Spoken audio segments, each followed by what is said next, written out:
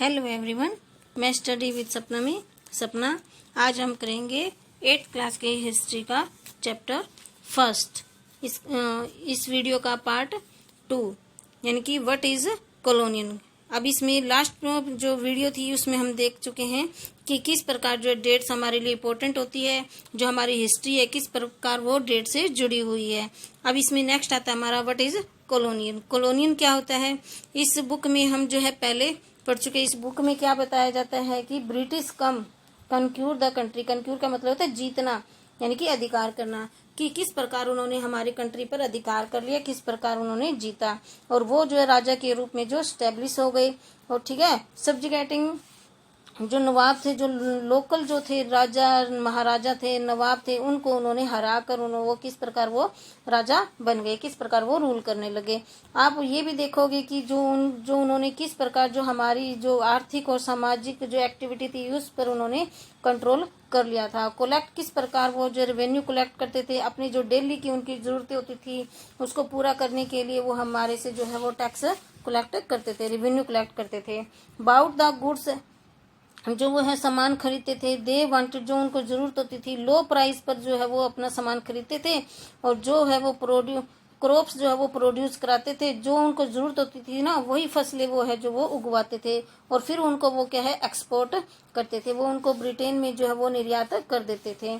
And you will understand, और आप ये भी समझ जाओगे कि किस प्रकार चेंजिंग हुए, that come about as a consequence, और किस प्रकार जो हमारी सोसाइटी में हमारा जो समाज है उनमें किस प्रकार वो चेंज आए थे, यानी कि इन सारी कोशिशों के कारण जो है वो हमारे पास क्या बदलाव आए थे।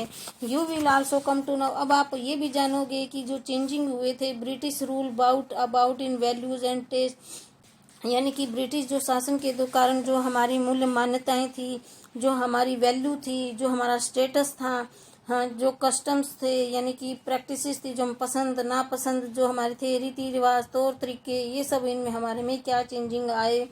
वी सब्जेक्शन, यानी कि व्हेन द सब्जेक्शन क्या हुआ था, one country by another leads to the kind of the political, जब एक देश, अब इसमें एक डेफिनेशन ये इंपॉर्टेंट बनती है क्या, अब कब बनता है, जब एक देश by the another lead of these kinds of political, economic, social, cultural change, in changing पर जब कोई एक देश दूसरे देश पर पूरा कंट्रोल कर लेता है तो उस प्रोसेस को क्या बोला जाता है, colonisation.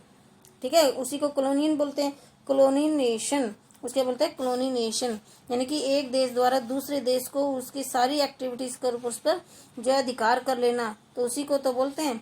You will how your find, अब आप कैसे फाइंड आउट करोगे, classes the group of do not experience the change in the same ways, अब आप कैसे, जैसे जल्दी ही आप ये समझ जाओगे, फाइंड आउट कर लोगे कि सारे वर्ग और समूह इन बदलाव को एक ही ढंग से जो वो अनुभव नहीं करे थे, सभी जो है वो एक ही टाइप से वो उसको एक्सेप्ट नहीं करे थे। That is why the book, इसीलिए तो बुक जो है हमारे ऊपर, बुक कौन सी लिखी गई थी, our past in the plural, यानी कि जो इस किताब को हमारे अतीत का नाम दिया जाता है। इस किताब को क्या बोला जाता है, our past in the plural, यानी कि हमारा जो इतिहास है तो इस किताब को हमारे अतीत का नाम दिया गया है, यानी कि जो बुक लिखी गई उसको दिया गया हमारा अतीत, हमने ब्रिटिश शासन के दौरान हमने क्या क्या सहन किया, वो हम पर कैसे शासन करते थे, इसके बारे में इसमें लिखा गया है। नेक्स्ट आता है इसमें हाउ डू वी नो, अब हम इसके बारे में किस तरह जानते हैं, कैसे जानेंगे, तो हम देखो अब व्हाट सोर्स ऑफ हिस्टोरियन, इतिहास के क्या सोर्स होते हैं, use in writing about in 250 साल पहले जो है इतिहास जो लिखे गए थे, इतिहासकार कौन से स्रोतों का इस्तेमाल करते थे, क्या क्या चीज यूज करते थे इतिहास लिखने के लिए।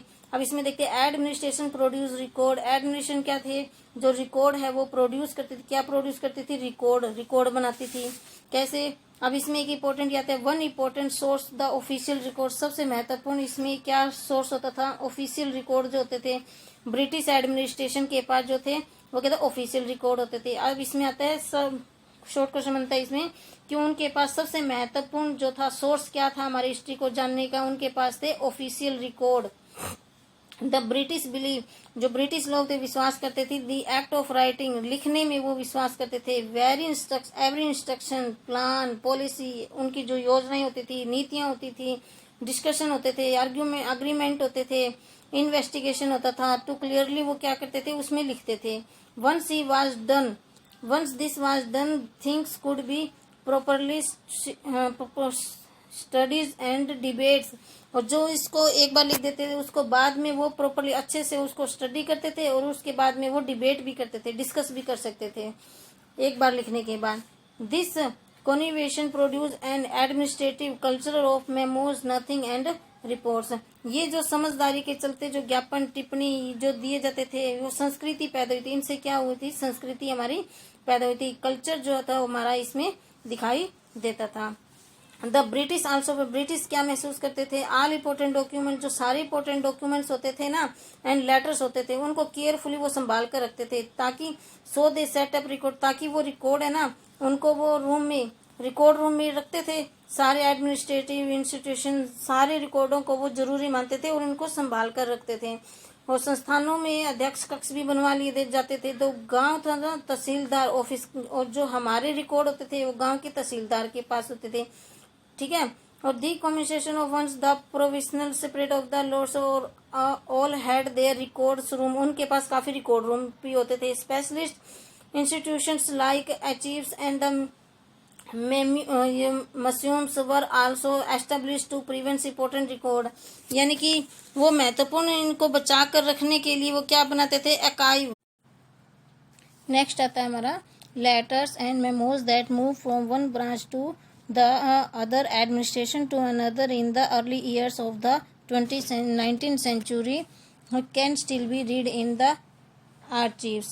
इसका मतलब होता है इसमें 19th सेंचुरी की शुरुआत में क्या होता था, जब एक शाखा से दूसरी शाखा के पास जो लेटर एंड मेमोज यानी कि जो लिखे हुए जो अभिलेख ज्ञापन यानी जो होते थे वो क्या है भेज सकते थे, वो जो है उनको देख सकते थे उसमें, ठीक है। उसमें जो एडमिनिस्ट्रेशन होते थे वो भी एक दूसरे की जो है उनमें भेज सकते थे, मूव कर सकते थे, पढ़ाई कर सकते थे, पढ़ सकते थे उनको। You can also study the notes and reports that district officer prepared are the instructions and the directive that were sent to be official at the top of provincial administration. इस पैरे में क्या बताया गया है कि जो ऊपर जैसे आप जिला अधिकारियों द्वारा तैयार किए गए नोट्स और रिपोर्ट आप पढ़ सकते हैं, ऊपर बैठे अफसरों द्वारा जो भेजे गए निर्देश सुझाव आप देख सकते हैं। 19th सेंचुरी की शुरुआत में क्या हुआ था, इन दस्तावेजों को जो सावधानी पूर्वक जो है उनकी कॉपी भी बनाई जा सकती थी। नेक्स्ट आता है हमारा in the early year of the 19th century. 19th century की शुरुआत में क्या हुआ था, जब these documents were carefully copied, जब केयरफुली इनकी कॉपी आउट की जाती थी, ब्यूटीफुली रिटन बाय कार्लियोग्राफिक्स के द्वारा, जैसे जो माहिर होते थे कार्लियोग्राफी में उनके द्वारा वो लिखी जाती थी। 19th सेंचुरी के मिडल तक जो छपाई की जाती थी, तकनीक भी फैलने लगी थी, उनकी टेक्निक जो होती थी। That is why by who specialist, जो उसमें स्पेशलिस्ट का काम करते थे, आर्ट करते थे, ब्यूटीफुल राइटिंग लिखते थे, आर्ट का काम करते थे। By the middle of 19th century के मध्य बीच में क्या हुआ, the separate of the printing multiple copy, यानी कि बहुत सारी कॉपियां जो है वो प्रिंट की जाने लगी। Record were printed as the produce of each government of department, यानी कि ताकि वो इतनी कॉपियां बनाई जाती थी ताकि वो गवर्नमेंट के जो ना हर डिपार्टमेंट के पास उसकी जो कॉपी है वो उपलब्ध हो सके। इस प्रकार जो उनके लेटर्स होते थे उनकी काफ़ी प्रिंट कॉपियां निकाली जाती थी।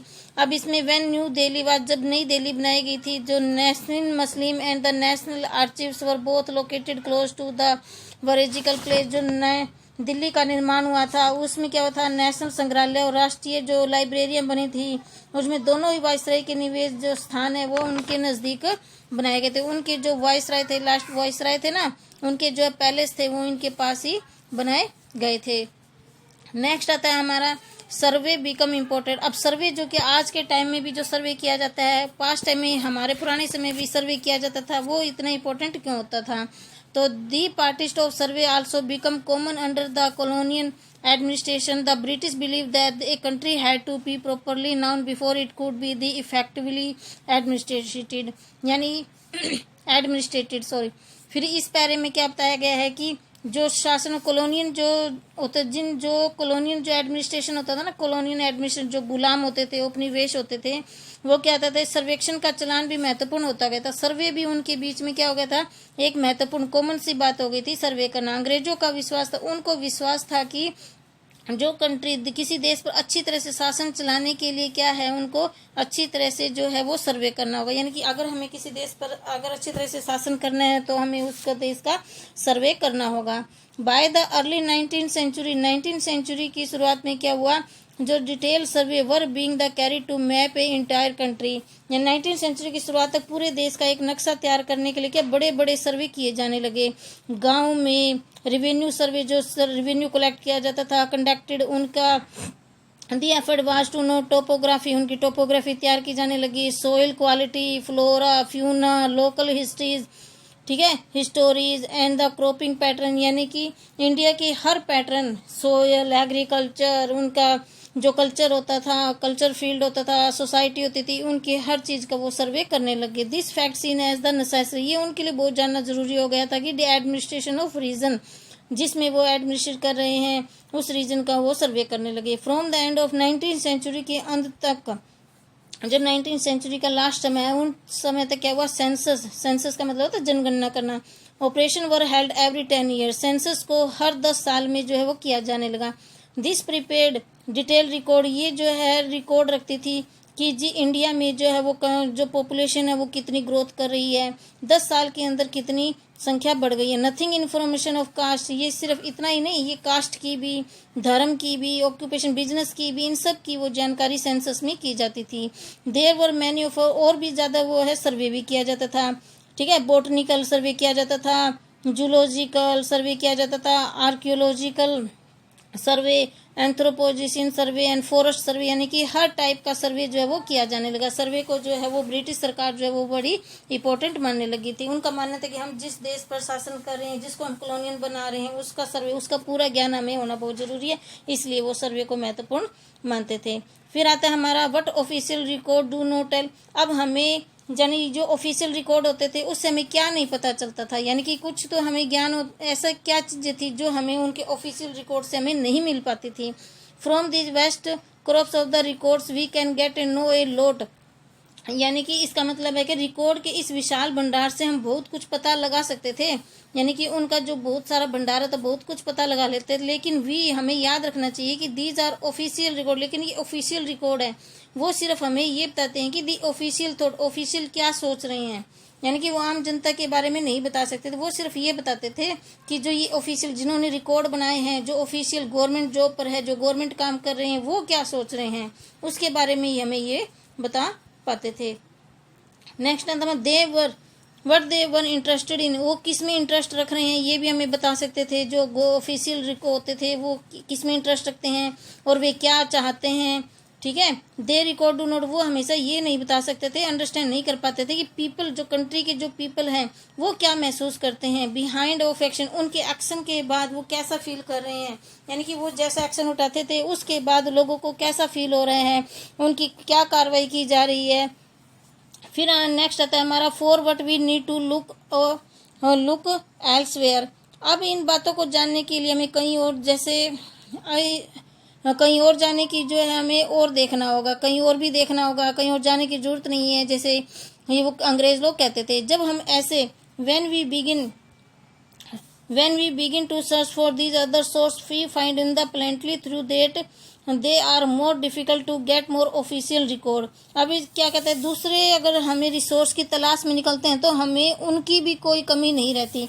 अगर हम ऑफिशियल रिकॉर्ड पर डिपेंड रहकर अगर हम दूसरे जो सोर्स हैं उनकी अगर हम सर्च करते हैं तो उनकी भी जो है वो कमी नहीं है। इतना मुश्किल नहीं है कि हम अगर ऑफिशियल रिकॉर्ड को छोड़ के किसी और सोर्स को ढूंढे तो हमारे लिए डिफिकल्ट होगा, ऐसा कुछ नहीं है। तो we have diaries of people account of pilgrims and travellers, ठीक है, autobiographies of important personalities and popular booklets they were send of the local bazaars. अब जैसे और काफी सोर्स है इससे जैसे ऑफिशियल रिकॉर्ड के अलावा हमारे पास और क्या चीज होती है, लोगों की लिखी हुई डायरी होती थी, पिलग्रिम्स होते थे, ट्रैवलर जो लोग यात्राएं करते थे, उनसे हमें पता चलता था। उनकी कुछ लोगों की ऑटोबायोग्राफी का मतलब होता है जो उनकी आत्मकथाएं, जो वो खुद अपने बारे में लिखते थे। इम्पोर्टेंट, ठीक है, सब बातें होती थी। पॉपुलर कुछ बुकें होती थी, उनसे भी जो है हमें, जो बाजार में बिक सकती, मिल जाती है हमें आसानी से, उनसे भी हमें काफ़ी जानकारी मिल सकती थी।